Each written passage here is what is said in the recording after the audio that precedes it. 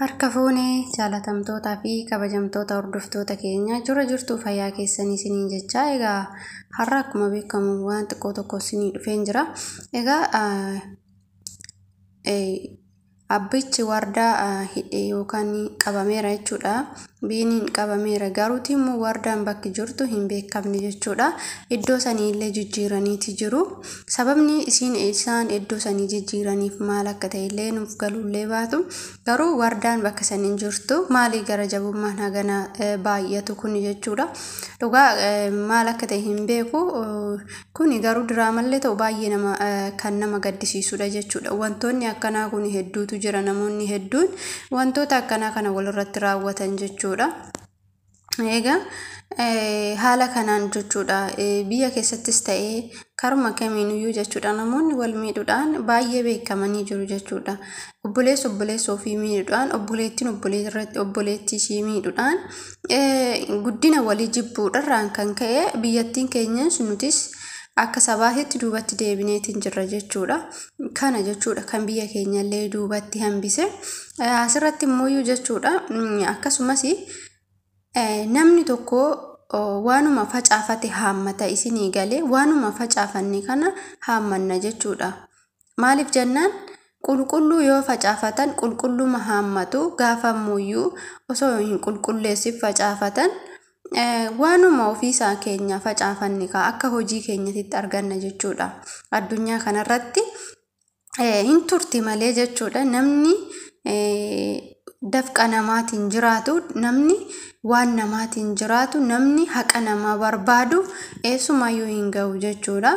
Egaa haala kanaan isaan dubartii kana ugguranii maallaqa nyaachuusii fi gaafa ta'an immoo gaafa ta'u egaa wanni kun waan jirudha jechuudha. Waanuma biyya keenya keessattis mul'achaati jirudha jechuudha. Haala kanaan nama qabanii maallaqa humnaa olii gaafachaa jiru jechuudha. Maallaqa miliyoona fiddu malee, maallaqa hammanaa fiddu malee gadi dhiisnu jedhaniiti.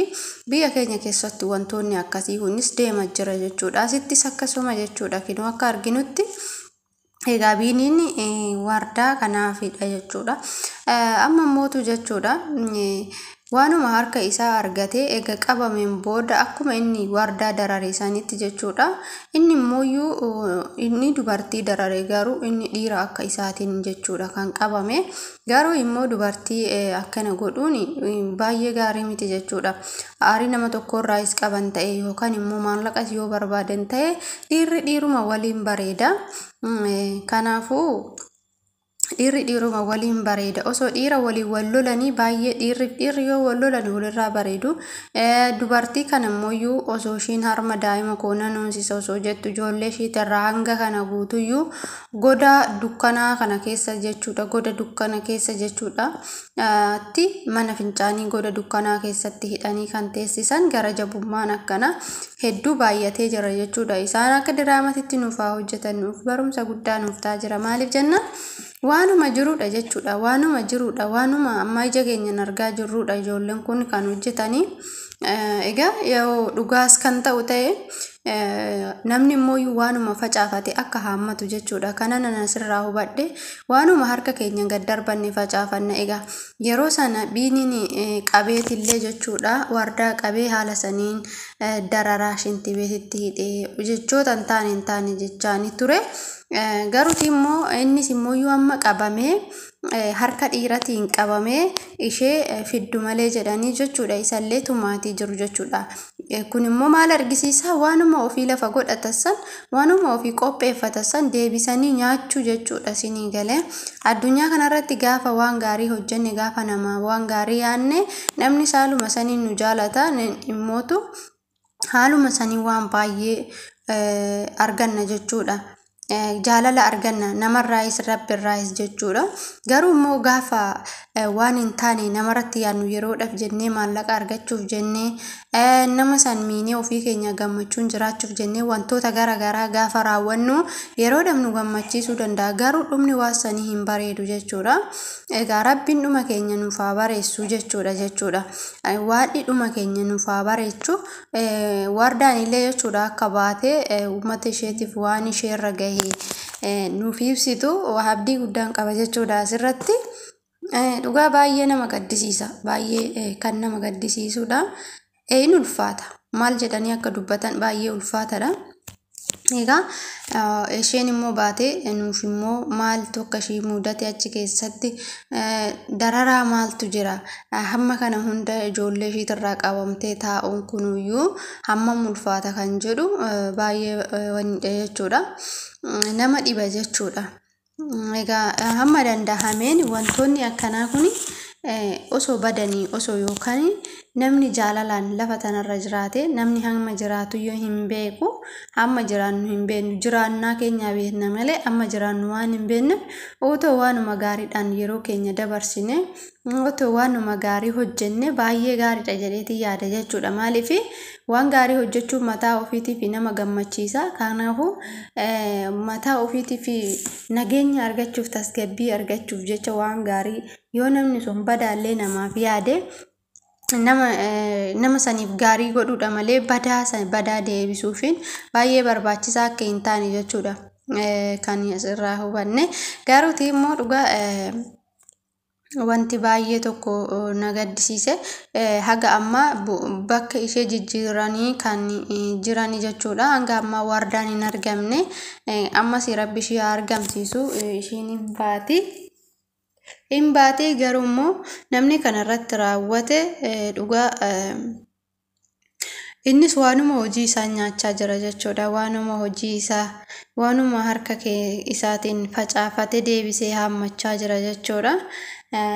Egaa sanyii gaarii yoo facaafatan sanyiidhuma gaarii galfata jechuudha. Qonnaan bulaan tokko sanyii badaa yoo facaase immoo sanuma jechuudha.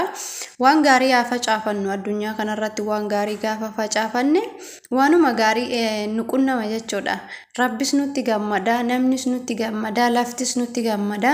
Namni nutti gammade jechuun immoo rabbi nutti gammade jechuudha. Kanaadha waaqayyo waan akkanaa kana nu haa baasu. Namoota akkanatti nama hidhanii nama dararanii biyya keenya keessattis ta'e karaa biraattis ta'e maallaqaaf nama akkana godhan rabbi nurraa buqqisee biyya keenyas biyya nagaa nuuf haa godhu.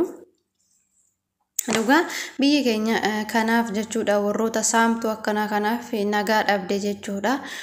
Dubartoota qabanii qeerroo keenya qabanii hidhanii dararanii waan meeqa godhanii maallaqa nyaachaa jiru jechuudha.